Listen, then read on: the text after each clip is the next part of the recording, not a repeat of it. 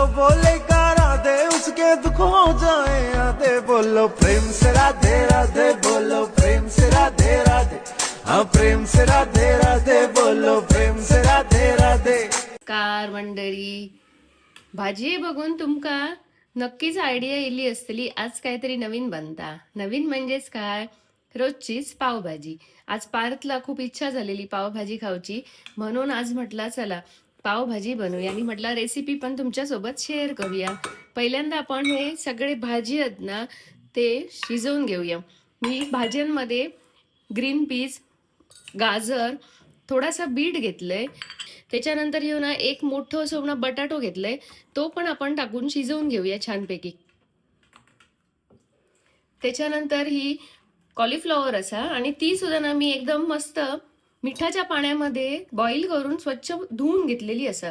आता ही आपण ना सगळे भाजी टाकूया आणि छान असे ते का शिजवून घेऊया। आणि भाजी शिजेपर्यंत आपण कांदा आणि टोमॅटोची प्युरी बनवून घेऊ।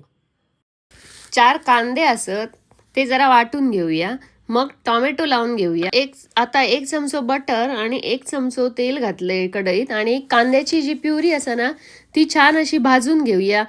ती भाजली की मग टोमॅटोची प्युरी टाकूया आणि दोन्ही पण भाजून घेऊया मस्त। चवीनुसार मीठ, लाल मिरची पावडर, पावभाजी मसाला, थोडी जिरा पावडर आणि थोडीशी धणे पावडर सगळ्या टाकूया कढईमध्ये आपण या आणि छान असं त्या मिश्रणाला तर भाजून घेऊया। कुकर थंड झालेलं आता आपण ना ते सगळे भाजी आहेत ना ते शिजलेले असत त्यांका ना व्यवस्थित असा मॅशरने मॅश करून घेऊया। एकदम बारीक करायची म्हणजे छान टेस्ट येता। कांदा टोमॅटोची पेस्ट छान भाजली आता आपण सगळे भाजी त्याच्यामध्ये टाकूया आणि भारीपैकी ढवळून घेऊया। थोडी भाजी असा ना ती परत मॅश करून घेऊया म्हणजे सगळं मिश्रण चांगला एकजीव होऊन जाईल। पावभाजी शिजवूया आता छानपैकी। आता पावभाजी रेडी झाली या, मस्त कोथिंबीर टाकूया आणि चांगला ढवळून घेऊया।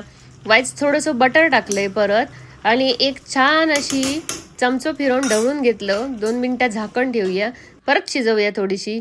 चला आपली पावभाजी रेडी या सर्व करूसाठी। बघा, सांगा कमेंट करून पावभाजी कशी झाली या ती। धन्यवाद।